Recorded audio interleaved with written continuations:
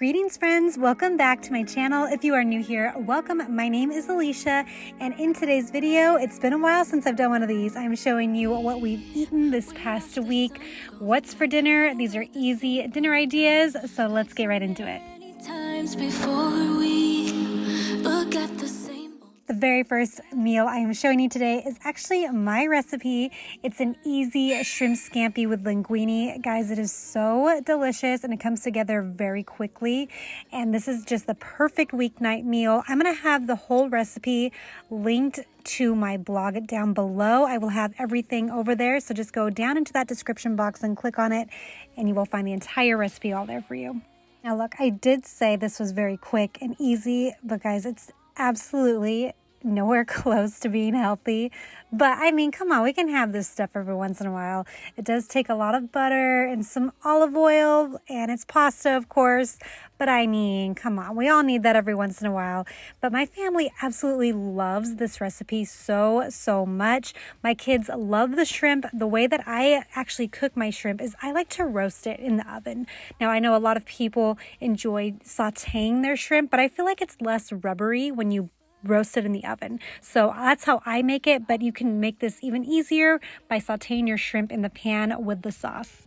Another reason I really enjoy making this recipe is because you don't have to drain the pasta. That's one less step to do. I know it doesn't seem like a lot and it doesn't sound as tedious, but I mean, it's kind of nice to not have to take out a colander, go drain your pasta and bring it all back. You can keep your pasta in the boiling water and then just transfer the pasta into the pan and continue cooking it. It's one less step to do. And like I said, it's not a huge step, but it helps for sure.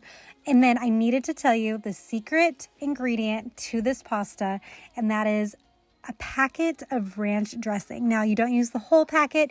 You're just going to use half of it. And then you're going to save the rest of it for another time because I promise you, you're going to want to make this meal again.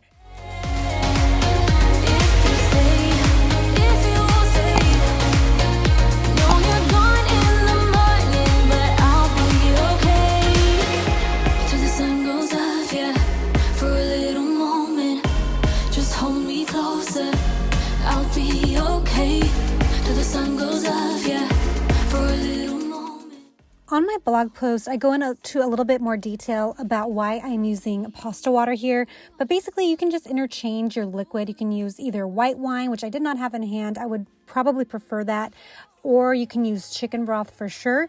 But because I just had salted water from my pasta, that was what I was using for my liquid in this dish.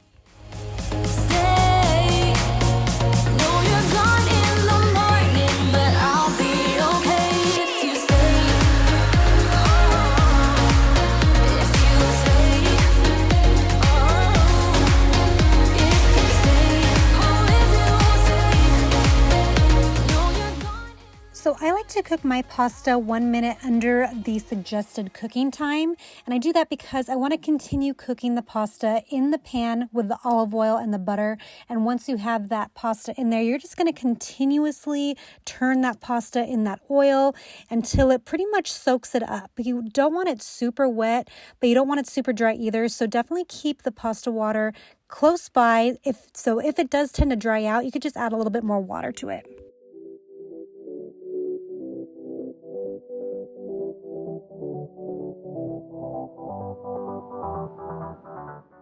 So normally I like to top the pasta with a little bit of freshly grated Parmesan cheese, but because I am serving this with my easy cheesy garlic bread, which by the way, I do have a post on that as well over on my blog. I will link that down below. I decided to forego the cheese on top of the pasta. It was just going to be a bunch of cheese, which I'm not going to judge you if you decide to put some cheese on top of your pasta and pair it with the cheesy garlic bread. No judgment here. I would do it myself, but I just decided to chillax and take a seat on the cheese.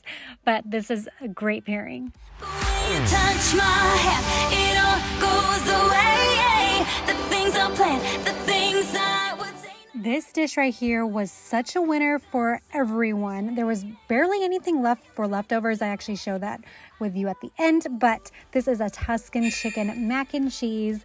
Super cheesy. Like I mentioned, we are such a cheese fam. Like we eat it all the time. In fact, whenever I grate cheese, I always have to be careful because my husband and my boys will just start to come and grab whatever grated cheese is up there. I mean, it's super tempting. I like take some bites of cheese too, but they will take more than they should get because they are just going to be cheesed out by the time that their meal's in front of them.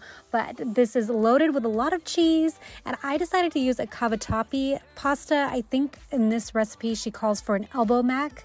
But I just decided to switch it up a little bit, try a different type of pasta, and my kids really did enjoy it. It's when you touch my hand, it all goes away. The things I planned, the things I would say, now I keep rambling on. I sound so cliche. What I am trying to do is say I love you. And all the things that you do. If you are new here, I would just like to introduce myself. My name is Alicia. I am a mom to 3 amazing little souls. I have a 9-year-old son, a 6-year-old son, and an almost 2-year-old daughter. I can't believe she's turning 2 here soon. And I'm married to my best friend. It'll be 17 years in July, which is crazy to me. I cannot believe we've been together that long, but I love him dearly. And on my channel, you will find a lot of cooking videos, a lot of grocery hauls. I'm obsessed with food, if you haven't figured that out already. Love sharing my food and sharing what I'm about to be making. I also like just going out and finding inspiration from others and trying to make it my own sometimes, but I love doing that, and I love Disney. We love Disneyland, Disney World, so I share a lot of that as well. I also have some cleaning videos and some home project videos on my channel as well. And there's going to be a lot more home projects here in the near future. We are going to be redoing our master bedroom, and then we need to hit up our kids' bedrooms. But we can't do that all at once just because we like paying cash for everything. So we got to save up. But if you are interested in any of that, I would love to have you subscribe. And please introduce yourself too in the comments. I'd love to meet you.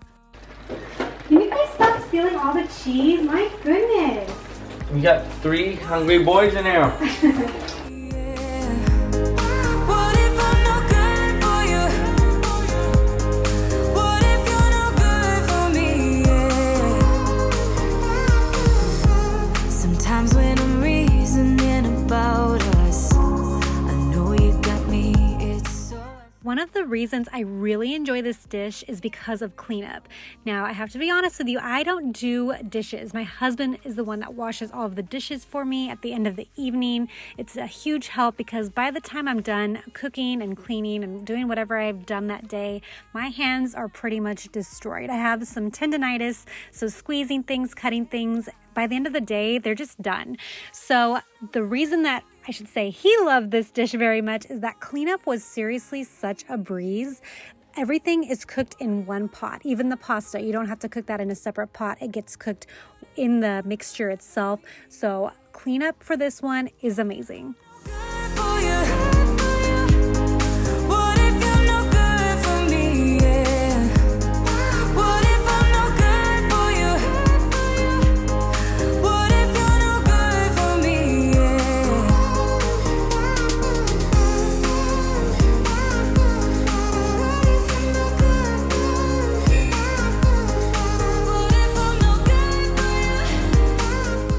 And the very last meal I'm including in this What's for Dinner video is a sheet pan Greek meatball and tzatziki sauce. I can never say it like fully correctly. Tzatziki.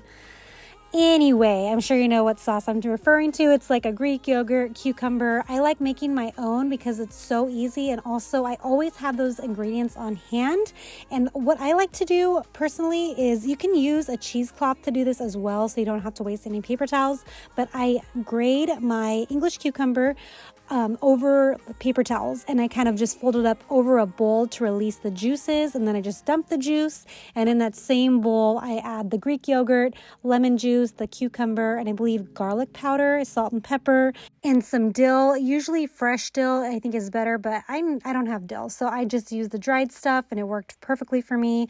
And then you just let it hang out in the fridge, get married, let them get to know each other a little bit, because the longer the ingredients sit together, it just tastes a lot better.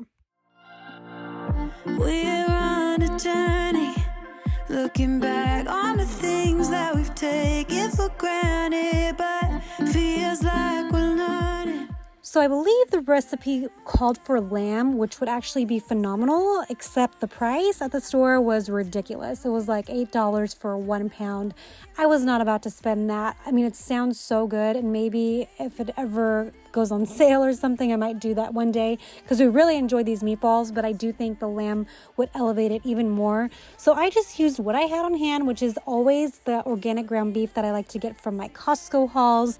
It is 1.34 pounds per brick of meat, and that fills our family perfectly. So that is what I used. Also, I need to make a note of this before I say anything else. I made a huge mistake. Please use a rimmed baking sheet. I don't know what I was thinking, grabbing just a regular baking sheet that was not rimmed. The juices went everywhere. It made such a mess in my oven, and you will see how much juice is released because there is some fat in that meat. So a lot of it went all over the place. So please, please use a rimmed baking sheet. So I messed up on this recipe. I forgot to get the olives that were called for in the recipe. So I had some olives in my fridge that were already open. They weren't what the recipe called for, which I think was Kalamata olives, because usually that's what you put with Greek food. But I just used a regular green olive, and honestly, it tasted delicious. In fact, I probably prefer the green olives over Kalamata. Kalamata are just so strong in my opinion. So with this recipe, I would probably just stick with that mild olive again. And then also, I didn't show this on camera, but you're supposed to roast the lemon and the garlic, and I loved the way that the roasted garlic turned out. It's not as strong tasting at all. It gives more of a sweeter flavor, so definitely don't skip that part. And to pair with the Greek meatballs, I just made a quick homemade rice pilaf. And guys, that is it for today's video. I hope you guys enjoyed it. It's been a long time, like I mentioned, since I've made one of these, and I really missed doing it.